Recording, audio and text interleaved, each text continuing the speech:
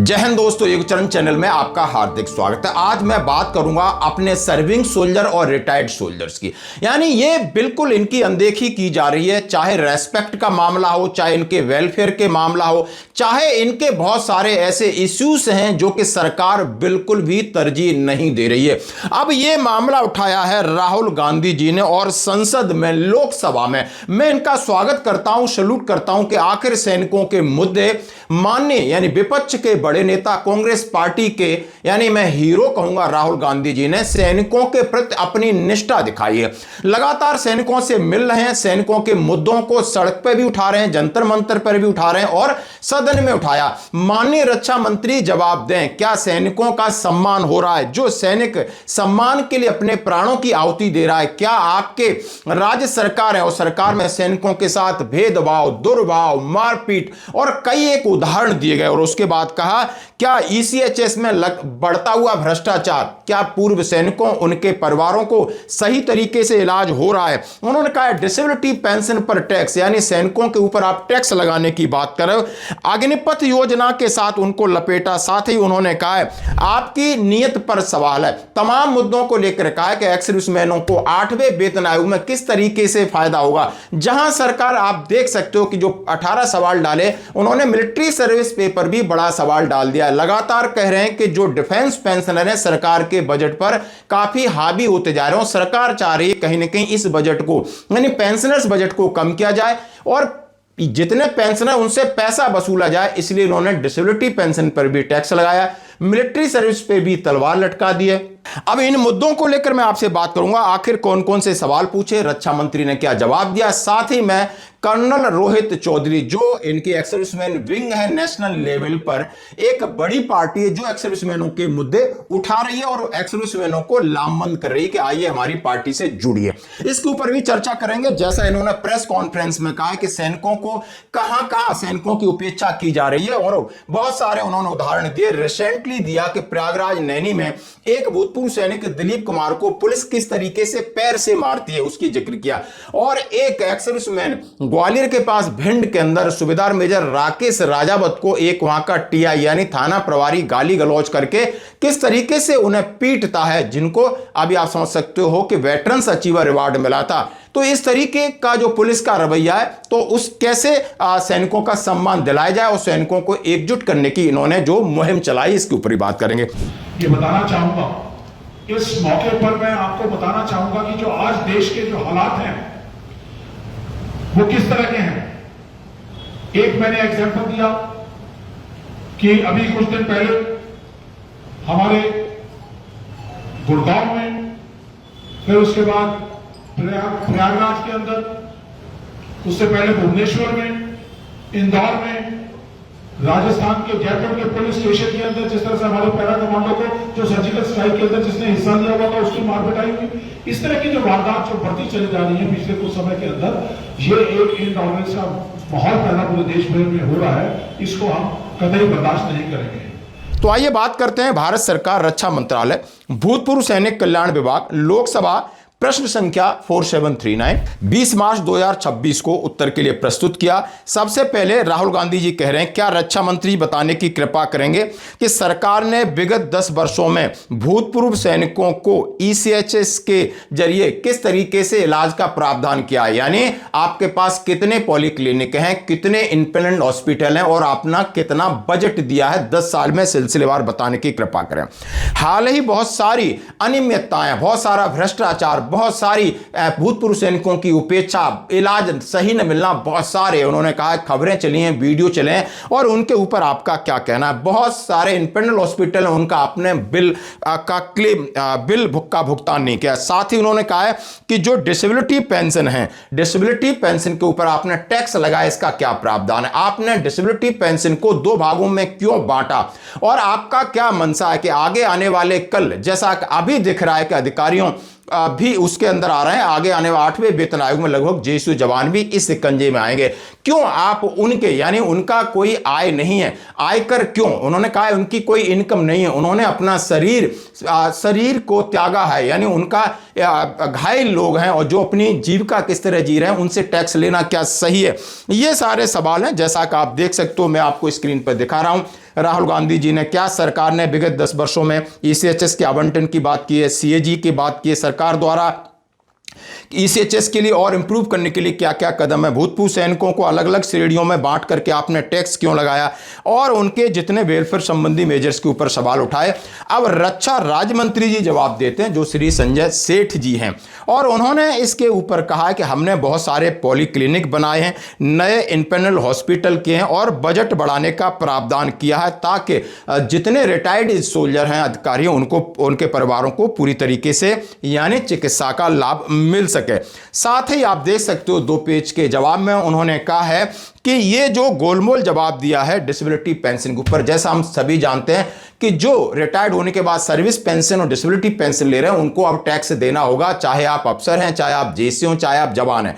इन्होंने छूट सिर्फ उन पर रखी जो इनवैलिड आउट है, यानी जो फौज में अनफिट करके उन्हें भेज दिया जाता है, उनको अजम्पशन पर रखा है, और इन्होंने बहुत सारे नियम कानून जो इनके खुद के बनाए हुए हैं उनका हवाला दिया है, जैसा कि आप जवाब में देख सकते हो। उसके साथ बड़ी बात उन्होंने कहा 10 साल में सिलसिलेवार उन्होंने कितना खर्च किया, 2016 से 2026 तक का लेखा जोखा का है, जिसमें आप देख सकते हो बजट करोड़ों में है। 2896 करोड़ 2016-17 में शुरू हुआ था और 11,000 करोड़ 2025-26 का बजट है। उन्होंने कहा है लगभग 3,458 करोड़ का अतिरिक्त आवंटन भी दिया है, जैसा कि आप इसमें लिस्ट में आप देख सकते हो। तो दोस्तों, और उसके साथ जैसा हम सभी जानते हैं कि लगातार सरकार के ऊपर यदि दबाव नहीं बना जाएगा तो ये सरकार सेना के अंदर सेंध तो लगा रही है। इसके ऊपर आपने अपना कमेंट्स जरूर देना है। क्यों? जैसे कि कर्नल रोहित चौधरी साहब ने उत्तराखंड में यानी वहां पर जाकर एक प्रेस कॉन्फ्रेंस की, और वहां पर आप देख सकते हो बहुत सारे मेजर जनरल, ब्रिगेडियर, वहां के यानी स्थानीय नेता भी थे, और सामने थी जनता और एक्सर्विसमैन। सबसे पहले उन्होंने ब्रिगेडियर जोशी को जिस तरीके से रोड के ऊपर गोली लगकर उनकी हत्या की गई है, हत्या का शिकार हुए हैं, उसके ऊपर उन्होंने अपना दुख जताया, कहा कि प्रशासन कैसा चल रहा है ये आप देख सकते हो। इस मौके पर मैं आपको बताना चाहूंगा कि जो आज देश के जो हालात हैं वो किस तरह के हैं। एक मैंने एग्जांपल दिया कि अभी कुछ दिन पहले हमारे गुड़गांव में, फिर उसके बाद प्रयागराज के अंदर, उससे पहले भुवनेश्वर में, इंदौर में, राजस्थान के जयपुर के पुलिस स्टेशन के अंदर जिस तरह से हमारे पैरा कमांडो को जो सर्जिकल स्ट्राइक के अंदर जिसने हिस्सा लिया हुआ था उसकी मार पिटाई हुई। इस तरह की जो वारदात जो बढ़ती चली जा रही है पिछले कुछ समय के अंदर, ये एक इनटॉलरेंस का माहौल पैदा पूरे देश भर में हो रहा है, इसको हम कतई बर्दाश्त नहीं करेंगे। और बीजेपी शासित प्रदेशों के अंदर जिस तरह से सेवारत जवान के पुलिस द्वारा उसकी पत्नी और मां को पीटा गया 1 मार्च 2026 को मथुरा के अंदर, लखनऊ में 23 फरवरी को पुलिस कर्मियों ने एक एयरफोर्स जवान का कान का पर्दा मारकर कान का पर्दा फाड़ दिया गया। गुरुग्राम के अंदर रिटायर्ड कर्नल अनिल यादव के साथ जानलेवा उनके ऊपर हमला हुआ। ग्वालियर के अंदर थाने के अंदर फरवरी में जिस तरह से मार पिटाई हुई है। प्रयागराज का एग्जाम्पल मैंने आपको दिया। मेरठ में टोल प्लाजा के ऊपर एक जवान को, हमारे सेवारत जवान को खंभे के साथ बांधकर मारा और पीटा गया। तो इस तरह की तमाम घटनाएं ये थोड़ी सी लिस्ट है जो पिछले 6-8 महीने पुरानी है। साथ ही उन्होंने कहा है सबसे बड़ी दुर्दशा भूतपूर्व सैनिकों की है, चाहे वो सर्विंग है चाहे वो रिटायर्ड है। उन्होंने सीधे तौर पर कहा कि ये सरकार कहीं भी सम्मान नहीं कर रही है और ना ही अपने प्रशासन से उनकी समस्याओं का हल करना तो दूर, यदि उनसे आप सवाल करते हो तो सवाल के बदले आपको बेइज्जती मिलती है, आपको गाली मिलती है, आपको पिटाई मिलती है और आपके खिलाफ एफआईआर होती है। ये सत्य है। ऐसा ही 2 बड़े उदाहरण रिसेंटली मैं बता रहा हूं। उन्होंने कहा यहां कि ब्रिगेडियर की बात क्या करूं, कर्नल तक को नहीं छोड़ा जा रहा है, सर्विंग कर्नल तक को नहीं छोड़ा जा रहा है। पूरे देश में इस तरीके से पुलिस यानी फौज के ऊपर हावी हो गई है, फौज के अंदर एक डर बैठ गया है। साथ ही उन्होंने उदाहरण दिए, अभी नैनी के अंदर जो इलाहाबाद में आप देख सकते हो भूतपूर्व सैनिक दिलीप कुमार को कहा गया है कि ये शांति भंग कर रहे थे और जाकर के कोई शांति भंग नहीं कर रहे। उनकी हॉट टॉक होती है, वो बोलते हैं हम भूतपूर्व सैनिक हैं और उसको जबरदस्ती धर लेते हैं और उनको पर आरोप लगा देते हैं कि आपने पुलिस वालों की वर्दी फाड़ी है, ये फाड़ा है, और जाकर के बुरी तरह मारते हैं, यानी बिल्कुल जबड़ा तक उसका हिला देते हैं, इतना कठोर कार्रवाई होती है। और इस तरीके से आप देख सकते हो ग्वालियर भिंड के अंदर आप समझ सकते हो कि अपनी समस्याओं को लेकर एक थाना प्रभारी से सूबेदार मेजर जो रिटायर्ड है राकेश राजावत, उनको वेटरन सचिव अवार्ड मिला है, वो जाकर अपनी समस्या कहते हैं तो वहां पर गाली गलौज, उनको मारा पीटा जाता है। उसके बाद वहां पर सीएमपी जाती है और स्टेशन कमांडर जाते हैं और मामला बहुत सारा उस समय सुलझ जाता है। लेकिन आज भी उस थाना प्रभारी के खिलाफ एसपी ने कोई कार्रवाई नहीं की है और ना ही ज्यादा से ज्यादा बड़ी कार्रवाई होती है, लाइन अटैच कर देते हैं, यानी जो उनकी जिम्मेदारी है वहां से हटा देते हैं, यानी दूसरी जगह उन्हें बिठाल देते हैं, उनके खिलाफ कोई कानूनी कार्रवाई नहीं करते। ये पुलिस के रवैये से बिल्कुल नाखुश हैं, आक्रोशित हैं, हम पीड़ित हैं, हमें दर्द है कि सैनिकों के साथ इतना गंदा और इतना बुरी तरह दुर्व्यवहार पुलिस कर रही है कि अब एक तरीके का डर पैदा हो गया। तो दोस्तों अब ये कांग्रेस पार्टी तो पहल कर रही है, जैसा कि आप ये वीडियो देख सकते हो कर्नल रोहित चौधरी साहब का, उसके साथ या तो भूतपूर्व सैनिकों को अपना बड़ा संगठन एक प्लेटफॉर्म तैयार करना होगा या किसी बड़ी पार्टी के साथ जुड़ना होगा कि यानी हमारे हितों की रक्षा कैसे की जाए। यानी सबसे पहले तो हम खुद की रक्षा करने को लेकर भी बड़े परेशान हैं कि पुलिस कभी भी हाथ उठा देती है, फिर हमारे अधिकारों की रक्षा, हमारी बात को संसद तक कौन पहुंचाएगा, सरकार तक कौन पहुंचाएगा। तो अभी फिलहाल ये देखने में मिलता है कि कांग्रेस पार्टी इसमें सबसे आगे है, भूतपूर्व सैनिकों को जोड़ने और उनकी समस्याओं को हर जगह रख रही है, चाहे जंतर मंतर है, चाहे आप समझ सकते हो लोकसभा है या राज्यसभा है।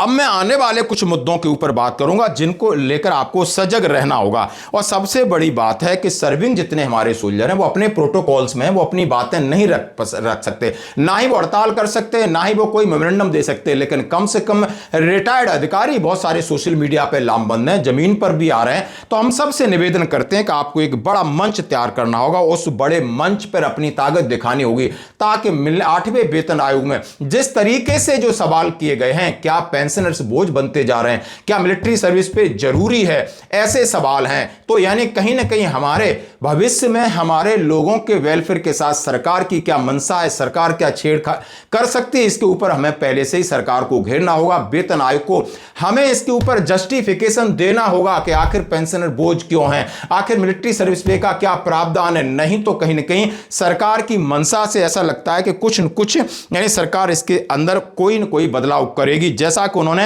एक्स पे के साथ सीधा सीधा बदलाव कर दिया है। आप 1 पेंशन का भविष्य भी यदि आप चाहते हो कि उसमें फायदा हो तो आपको अपना एक बड़ा प्लेटफॉर्म तैयार करना होगा। तो दोस्तों आप इस पर कमेंट्स जरूर दें। यदि आप एक्स सर्विसमैन है, यदि आप आम आदमी देश के नागरिक हैं तो सैनिकों को क्या सम्मान के हकदार नहीं है? क्या सैनिक जो 24 घंटे की नौकरी करते हैं उन्हें यदि थोड़ा एज मिल जाता है पे एंड अलाउंसेस में तो क्या कोई गलत है? यानी सिविल में बढ़ता हुआ भ्रष्टाचार, मनमानी और इस सब से, और आपको किसी भी प्रकार की देश की सुरक्षा के लिए जो अपने प्राणों की आहुति देते हैं, डिजास्टर मैनेजमेंट में आपके साथ खड़े हैं, तो आपकी उनके प्रति क्या है प्रतिक्रिया, जरूर दें। धन्यवाद।